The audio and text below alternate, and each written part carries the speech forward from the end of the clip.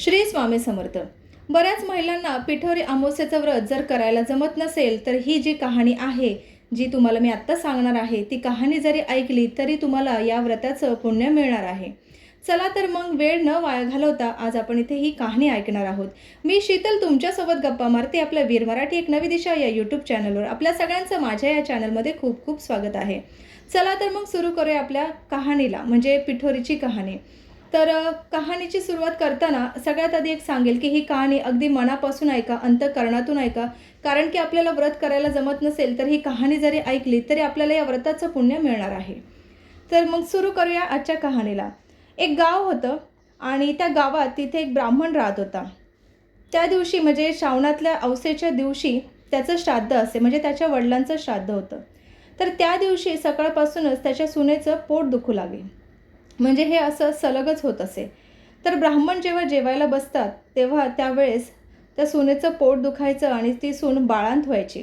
म्हणजे तिची डिलिव्हरी व्हायची आणि तिला मूल जे व्हायचं ते मूल तिचं म्हणजे या जगातून निघून जायचं, म्हणजे मरून जायचं.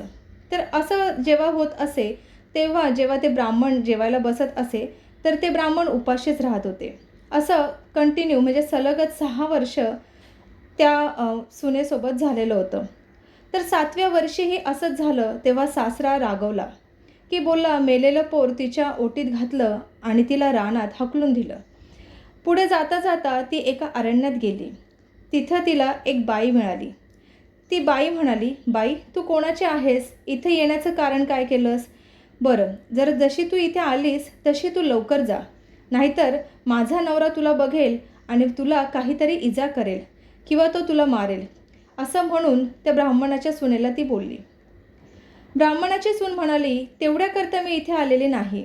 त्या बाईला बोलली, बाई तू इतकी जीवावर का उदार झालीस? अशी ती समोरची बाई त्या सुनेला बोलली. तशी ती ब्राह्मणाची सून आपली सर्व हकीकत त्या बाईला सांगू लागली. ती बाई म्हणजे एक साक्षात कोणीतरी अवतारच होती. हे आपण आता पुढे ऐकणारच आहोत. तर ती ब्राह्मणाची सून म्हणाली, दरवर्षी मी श्रावणेच्या अवसेच्या दिवशी बाळंत होते आणि माझं मूल मरून जातं. त्याच दिवशी आमच्या घरी म्हणजे माझ्या अजय सासऱ्याचं श्राद्ध असतं. माझं असं झालं म्हणजे श्राद्धाला आलेले ब्राह्मण उपाशीच जातात. अशी माझी 6 बाळंतनं झाली आहेत. 7व्या खेपेलाही असंच झालं.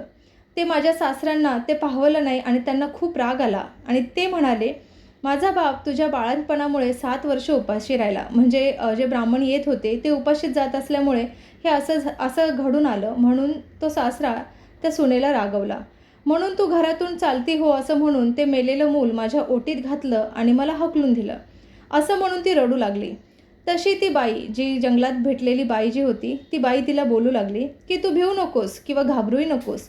अशीच थोडीशी पुढे जा, तिथे तिला एक शिवाचं लिंग म्हणजे शिवलिंग सापडेल किंवा दृष्टीस पडेल असं ती बाई बोलली. बेलाचं झाडसुद्धा लागेल. तिथे एका झाडावर बसून राहा. रात्री तिथे देवकन्या, नागकन्या, 7 अप्सरा बरोबर घेऊन तिथे पूजेला येतील. पूजा झाल्यावर खीरपुरीचा नैवेद्य दाखवतील आणि अतिथी कोण आहे म्हणून विचारतील.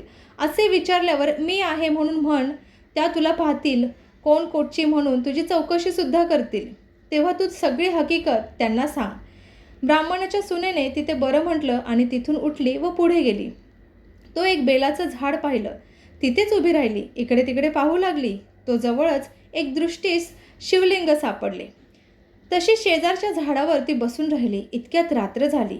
तशा देवकन्या, नागकन्या, अप्सरांच्या स्वरासुद्धा तिथे आल्या. त्या सर्व देवींनी त्यांनी मिळून शिवलिंगाची पूजा केली. नैवेद्य दाखवला आणि अतिथी कोण आहे म्हणून विचारलं. त्याचबरोबर ती खाली उतरली, म्हणजे ती ब्राह्मणाची सून होती ती खाली उतरली आणि म्हणाली, मी आहे. तेव्हा सगळ्यांनी मागं पाहिलं व आश्चर्य वाटलं. ही कोण, कुठली म्हणून चौकशी केली. तेव्हा हिने सर्व हकीकत जी घडलेली होती तिच्यासोबत ती सर्व हकीकत देवकन्या, नागकन्या यांना सांगितली. तिच्या मुलींची चौकशी केली, म्हणजे तिला जी मुलं झाली होती त्या सर्व मुलांची ह्या देवकन्या आणि नागकन्येने चौकशी केली. तेव्हा अप्सरांनी ती मुलं दाखवली. पुढे त्यांनी तिच्या 7 मुलांना जिवंत केलं. त्यांना तिच्या हवाले केलं आणि पुढे तिला हे व्रत करायला सांगितलं. 64 योगिनींची पूजा करायला सांगितली आणि मृत्यूलोकी हे व्रत प्रकट करायला तिला सांगितले. हे केलं म्हणजे मुलं बाळं दगावत नाहीत, सुखा समाधानात राहतात. पुढं ती त्यांना नमस्कार करून निघाली आणि आपल्या गावी आली. म्हणजे ब्राह्मणाच्या सुनेने त्या तिन्ही देवींना अंतःकरणातून नमस्कार केला आणि आपल्या गावात निघून आली. जेव्हा लोकांनी तिला पाहिलं, ब्राह्मणाला जाऊन सांगितलं की भटजी म्हणजे ब्राह्मण तुमची सून जेव्हा घरी येत आहे, तेव्हा त्यांना आश्चर्याचा धक्काच बसला. कारण की ब्राह्मणाने तिला अगदी क्रोधित म्हणजे रागावून घराच्या बाहेर मुलांसकट म्हणजे मेलेली मुलांसकट तिला बाहेर काढलं होतं. तेव्हा त्या ब्राह्मणाला खोटं वाटलं की अर्ध्या घटकानं पाहू लागला. तो मुलं दृष्टीस पडू लागली. पाठीमागून सुनेला पाहिलं तसा तो तडकनी उठला आणि घरात गेला. मुठभर तांदूळ तांब्याभर पाणी आणलं. तांदूळ सुनेवरून आणि मुलावरून ओवाळून टाकून दिले. हातपाय धुवून घरी आला. सर्व हकीकत सुनेला विचारली.